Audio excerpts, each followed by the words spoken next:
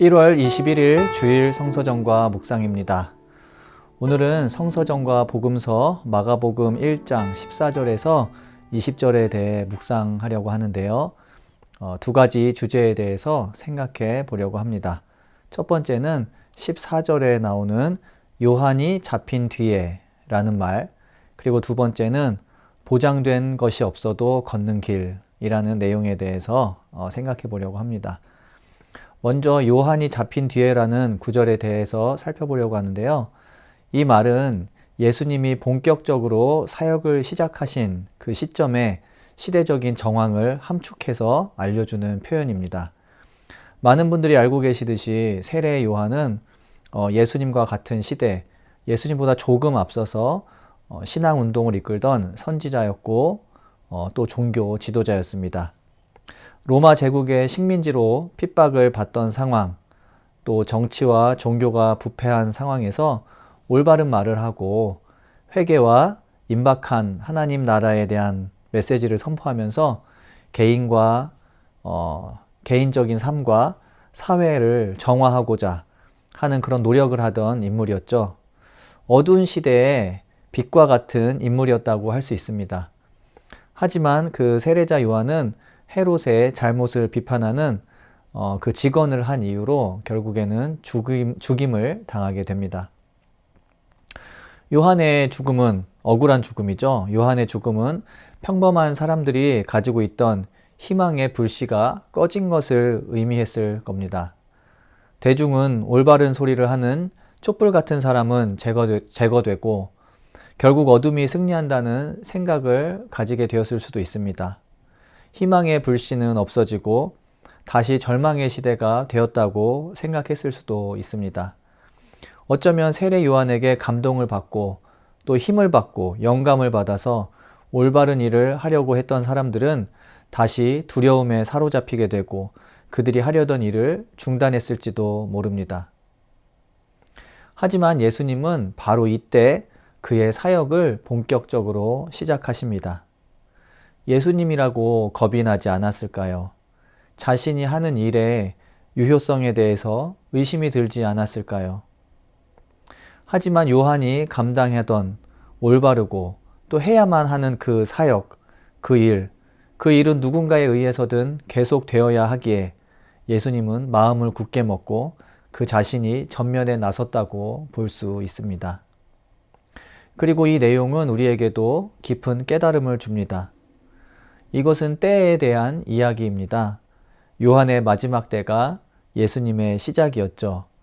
누구에게는 절망의 시기로 보이던 때가 누군가에게는 희망을 위해 새롭게 시작해야 하는 그 때였습니다.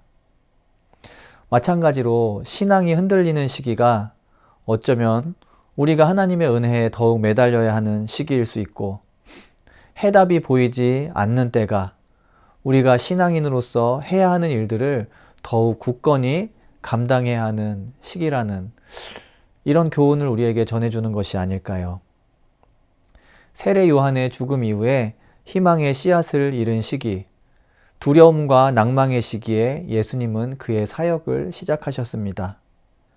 지금 여기가 우리에게 주어진 전부라는 생각이 드는 그 시기에 하나님은 그것을 넘어서는 것이 있다고 말씀하십니다. 그 변화와 초월을 꿈꾸는 것이 바로 신앙입니다. 혹시 낭망하거나 절망하거나 또는 습관적인 종교 활동을 하고 계신 분들이 계시다면 다시 한번 주님이 주시는 능력으로 일어나서 담대하게 기도하고 또 변화와 초월의 소망을 꿈꾸며 나아가시기를 바랍니다. 그리고 오늘 본문 후반부에 예수님의 초대에 응한 4명의 제자가 나옵니다. 베드로, 안드레, 야고보와 요한이죠. 이들과 예수님의 만남에 대해서 여러 가지 이야기를 할 수 있겠지만 저에게 인상적이었던 것은 미래에 대해 특별히 보장된 것이 없었음에도 불구하고 예수를 따라 나선 이들의 결단이었습니다.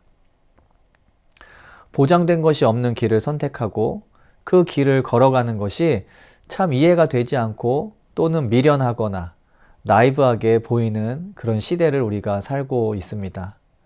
신앙도 마찬가지입니다. 신앙은 무언가 보장된 미래를 의미한다고 그렇게 믿고 생각하고 전하는 신앙인들과 종교 지도자들이 아직도 우리 주변에 종종 있습니다.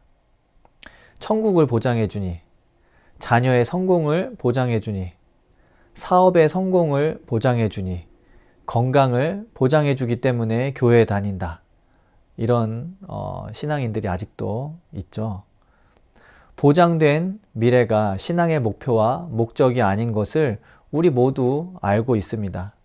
하지만 여러 삶의 순간에서 우리는 그 사실을 잊을 때가 있고 또 그 보장과 신앙이라는 관계에 대해서 오해할 때가 있죠.